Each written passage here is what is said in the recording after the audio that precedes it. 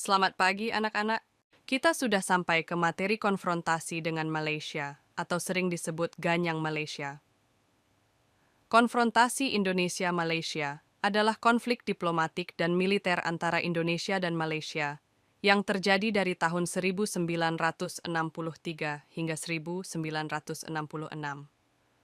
Konflik ini berakar dari penentangan Indonesia terhadap pembentukan Federasi Malaysia. Bu, memangnya ada apa dengan pembentukan Federasi Malaysia? Kok bisa menimbulkan konflik? Pertanyaan yang bagus. Sebenarnya ini terjadi karena ketidaksetujuan Presiden Indonesia Soekarno terhadap pembentukan Federasi Malaysia yang dianggap sebagai proyek neokolonialisme oleh Inggris.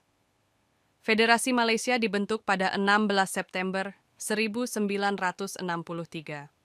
Soekarno menganggap pembentukan negara baru ini sebagai ancaman bagi stabilitas politik di Asia Tenggara dan memperluas pengaruh Inggris di wilayah tersebut.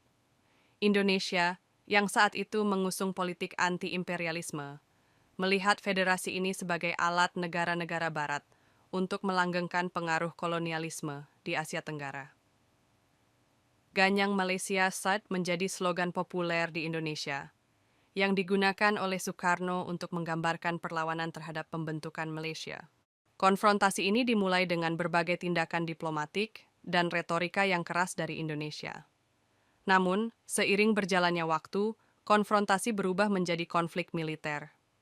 Indonesia melakukan serangan gerilya, sabotase, dan infiltrasi ke wilayah Malaysia, terutama di perbatasan Kalimantan dan Semenanjung Malaya.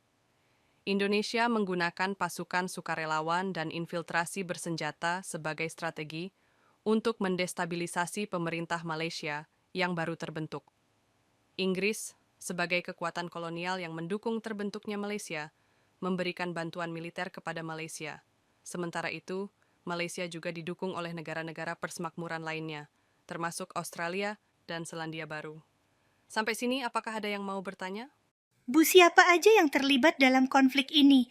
Terus hasil akhirnya gimana, Bu? Yang terlibat dalam konflik ini ada Indonesia, Malaysia, Inggris, dan negara-negara persemakmuran. Faktor utama yang mengakhiri konfrontasi adalah perubahan politik di Indonesia, di mana kekuatan militer yang dipimpin oleh Jenderal Soeharto naik ke tumpuk kekuasaan. Soeharto berusaha untuk memperbaiki hubungan diplomatik dengan negara-negara tetangga termasuk Malaysia.